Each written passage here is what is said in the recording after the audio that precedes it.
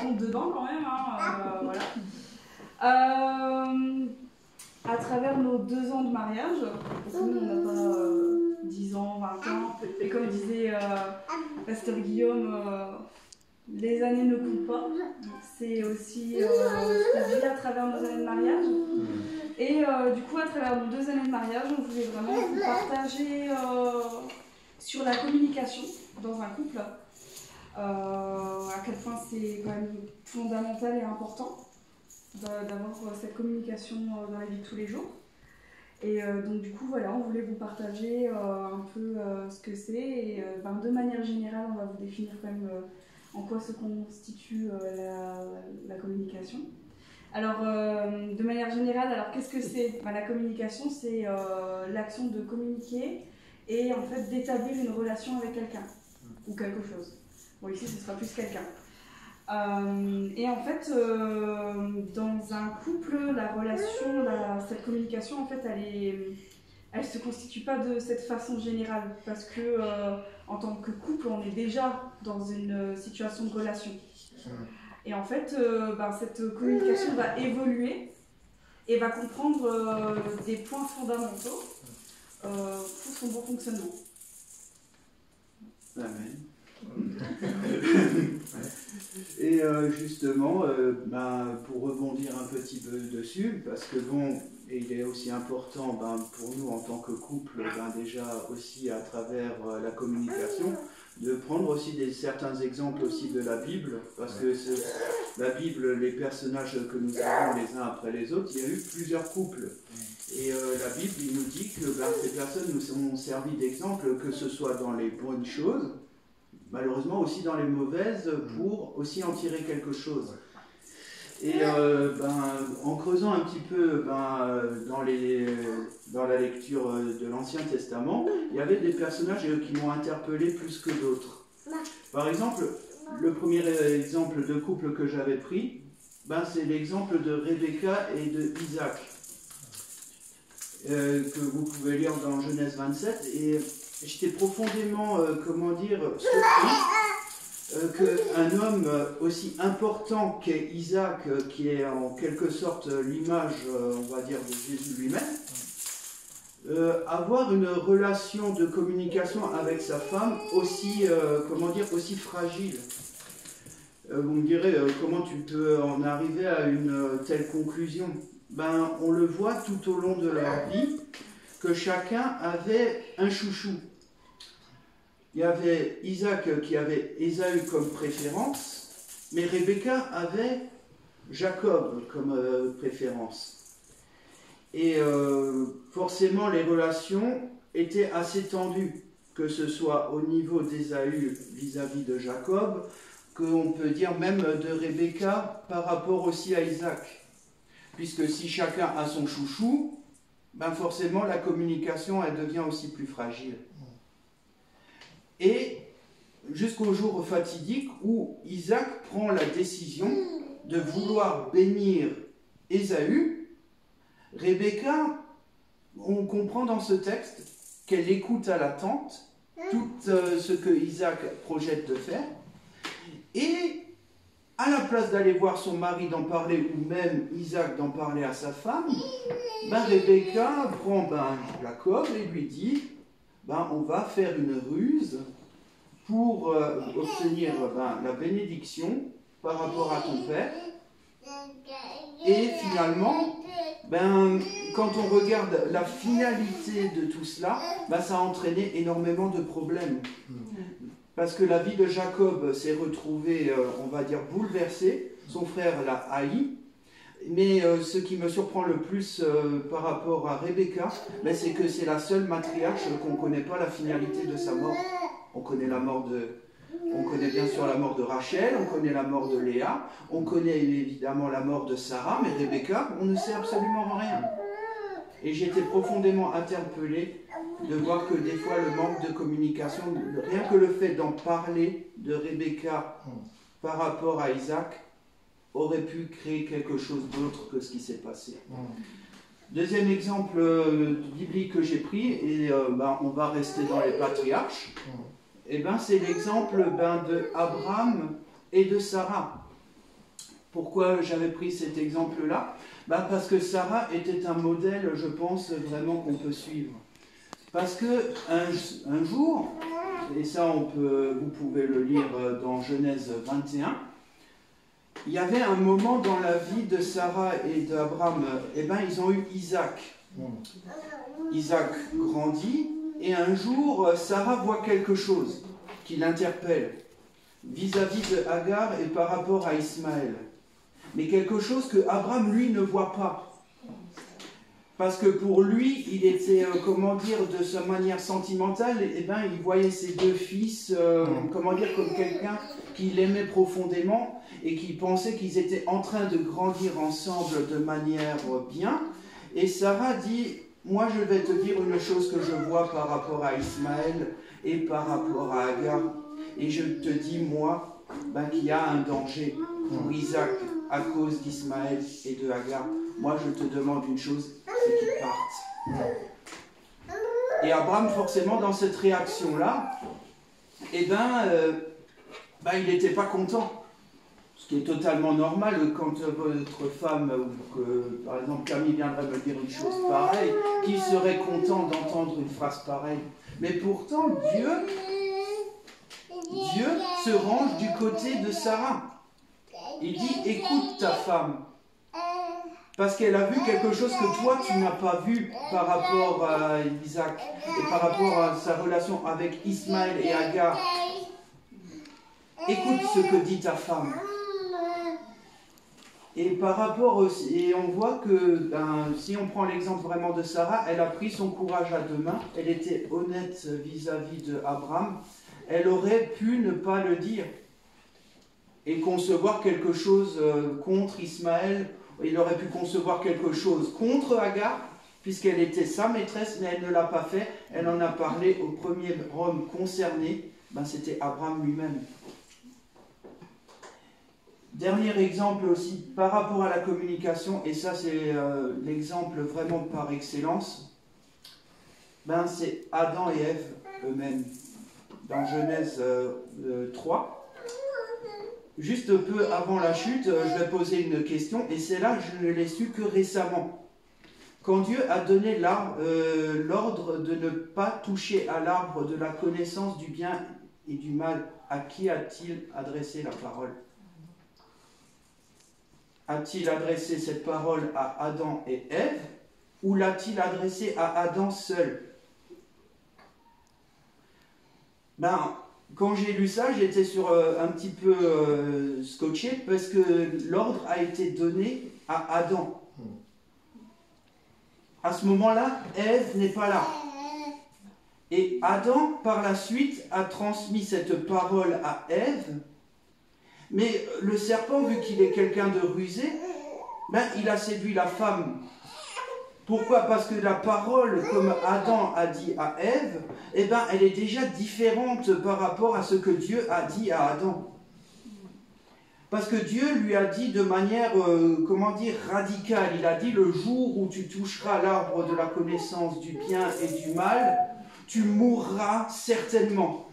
Et Ève, on voit un petit peu quand elle parle au serpent, elle est un petit peu bancale, elle dit, oui, c'est probable qu'on va mourir. Et Satan a profité de cette occasion pour pervertir la parole et de pouvoir corrompre la pensée de Ève et corrompre aussi la pensée de l'homme. Il est, je pense, et c'est très important, on voit qu'il y a de la communication, mais la communication est quelque chose qui doit être basé sur ce que Dieu dit. Parce que beaucoup de personnes autour de nous pourraient nous dire qu'est-ce qui est bien, qu'est-ce qui est mal. Mais en fait, la réponse est très simple. Ce qui est bien, c'est ce que la parole de Dieu dit. Il n'y a pas de poser de questions par rapport à ce qui est bien ou ce qui est mal à faire. Quand Dieu dit que c'est bon, il n'y a pas besoin de rajouter quelque chose, ça veut dire que c'est bon. Quand Dieu dit quelque chose que c'est mal, pas besoin de se poser la question, c'est quelque chose de mal. Et c'est là justement où est l'intérêt aussi de notre foi et aussi par rapport à la communication. Voilà, chérie. Bon. ben, à travers ces exemples de la Bible, on a pu voir quand même quelques points importants concernant la communication. On peut par exemple prendre les deux points suivants, donc il y a les attentes et l'honnêteté. Donc effectivement c'est important d'être honnête avec son conjoint et de s'exprimer aussi clairement. On va donner quelques exemples de la vie quotidienne que nous avons pu avoir. Et d'ailleurs il faut être pris pour être appris, comme on dit. Récemment on avait été invité quelque part. Et moi personnellement je voulais pas y aller. Je me suis dit bon ça m'ennuie un peu mais bon comme mon chéri veut y aller, allez on y va. Donc je lui ai rien dit, je me suis dit ok on y va. Un jour avant le jour J, il me dit oui personnellement j'ai pas trop envie d'y aller mais bah, on va y aller parce que je pensais que tu voulais y aller. Donc on s'est regardé en se disant bah en fait tous les deux on voulait pas y aller mais on se retrouve à la fin à devoir y aller parce qu'on n'a pas communiqué tout simplement, on n'a pas été honnêtes l'un envers l'autre. Donc on s'est retrouvés le jour J là-bas à se regarder et à être là-bas, voilà. Alors qu'on voulait pas, qu'on s'ennuyait. Mais bon on a dû assumer quoi. Notre malhonnêteté pour le coup, on n'a pas eu le choix. Donc voilà. On peut prendre également le point du besoin et de la compréhension dans la communication, où il faut exprimer ses besoins, mais également être dans la compréhension vis-à-vis de son conjoint quand il s'exprime, et comment dire, être compatissant. Et on va prendre son exemple avec son travail. Souvent il y a des tensions ou ce genre de choses. Et quand il rentre à la maison, bah, il a besoin de vider son sac. Il a besoin de s'exprimer, de dire ce qui ne va pas, vraiment de passer à autre chose. Et bah, il est important quand même dans ces cas-là que je sois quand même attentive à ce qu'il dit et d'être un peu compréhensive à ce qu'il me dit. Si je reste dans mon coin et je me dis bon fais ton boudin ou ce genre de choses, ça va pas arranger les choses et puis ça peut mener à des tensions parce que du coup ils peuvent se dire oui elle s'en fout, elle a pas d'intérêt pour moi et c'est pas une bonne chose quand même dans un couple, il faut quand même partager. Et que ce soit pareil quand moi je suis stressée, que ce soit vis-à-vis du petit ou par rapport à mes études, j'ai besoin de lui exprimer mon stress. Parce que ça me permet d'évacuer, quand même d'une façon, ça me permet quand même d'évacuer et il sait quand même trouver les mots pour me rassurer. Donc c'est une bonne chose. Et puis étant donné qu'on est aussi, qu'on croit en Dieu et qu'on croit qu'il peut intervenir, on prend aussi ces temps de prière là pour voir à ce qu'il puisse nous aider, mais aussi à nous donner l'intelligence pour pouvoir agir en conséquence. On peut voir aussi le respect et l'écoute de l'autre. Donc il est aussi important quand même d'écouter avec attention l'autre parce qu'on a beau, par exemple là il va me parler, si je ne suis pas réceptive à ce qu'il me dit, ben, il va parler mais je vais entendre mais pas écouter. Donc c'est important aussi de faire stop tout ce qu'on est en train de faire et d'écouter ce que l'autre a à nous dire. Donc étant donné aussi, en plus on est dans l'ère du numérique où on a souvent nos téléphones, d'ailleurs c'est souvent mon cas où je suis souvent sur mon téléphone et il vient me parler.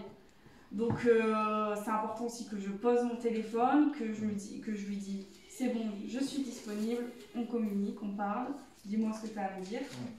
C'est quand même quelque chose d'important.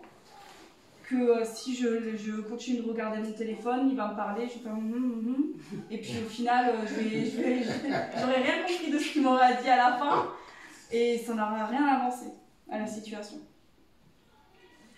Et en dernier point, comprenant toujours la communication, on peut voir le lien. Donc le lien, quand on parle de lien, c'est le lien affectif, le lien relationnel et en fait c'est important de l'entretenir. Donc on a tous nos vies de famille, nos vies de travail, professionnelles, et souvent on peut mettre de côté ce lien affectif on peut oublier en fait de l'entretenir, mais dans un couple, rien n'est acquis. Et c'est important de ne pas l'oublier, parce que souvent on peut oublier, on peut se dire bon c'est acquis, mais c'est pas le cas. Donc c'est quand même important d'entretenir ce lien. Et nous, étant donné qu'on a un petit garçon, souvent on est pris par le quotidien et on oublie. Et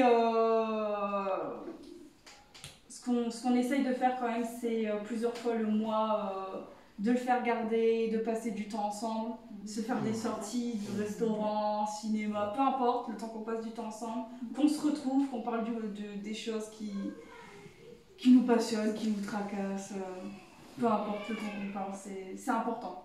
Vraiment, la communication est quelque chose d'important et on pense quand même que c'est un des facteurs de longévité dans un couple. Et malgré que ce soit pas toujours facile de la mettre en pratique, et souvent on oublie d'ailleurs de communiquer, et voilà, il faut essayer de faire un effort quand même, un minimum. Amen. Parce que pour moi, l'exemple le plus beau qu'on peut avoir, c'est l'exemple de Dieu lui-même. Puisque dans le sein même de Dieu, qui est constitué du Père, du Fils et même de l'Esprit, on voit une relation où chacun ne cherche pas son propre intérêt. Chaque fois qu'on voit Jésus parler, il met toujours en avant le Père. Quand on regarde le Père parler, il met en avant le Fils quand on le voit dans le baptême. Quand il dit « Voici mon Fils bien-aimé en qui j'ai mis toute mon affection ». On aurait pu imaginer Dieu vient comme ça, il dit c'est moi, je suis Dieu, je suis ici, je suis tout puissant. Et non, il met en avant son Fils, Jésus met en avant le Père, Jésus mettait en avant le Saint-Esprit, et le Saint-Esprit mettait en avant Jésus, et il met en avant le Père. On comprend que dans leur relation, aucun ne cherche à arracher la place à l'autre. Et dans le sein même du couple, si l'homme est capable de garder cette place, puisque quand il est écrit que le Père est le chef de Christ, que Christ est le chef de l'homme et que l'homme est le chef de la femme, souvent il s'est tellement mal compris dans le sens de dire que voilà, puisque je suis le chef, c'est moi qui donne les ordres. Mais quand il est écrit que la femme est soumise à l'homme, quand on dit soumission, on peut dire on est sous une mission. La femme a été donnée à l'homme comme une aide, pour aider l'homme. Et cette mission, on doit la faire ensemble. Et si on ne le fait pas ensemble, déjà on n'est pas dans le plan de Dieu, puisque c'est le plan de Dieu depuis le départ. Et aussi, si l'homme est capable d'être ce protecteur selon ce qui est écrit dans la Bible, qu'il est capable d'écouter sa femme comme Abraham a été capable d'écouter les conseils de sa femme et de pouvoir être bienveillant envers elle, comme Jésus a été bienveillant envers l'Église, que la femme, elle pourra faire confiance à l'homme. Elle pourra exprimer plus facilement ce qu'elle voit parce qu'une femme est une très bonne sentinelle. C'est comme on pourrait dire, le mur d'une maison pour protéger ce qu'il y a à l'intérieur. Jésus étant la colonne, on ne peut qu'en être plus épanoui. Soyez bénis et vraiment que Dieu puisse être glorifié pour ce petit partage.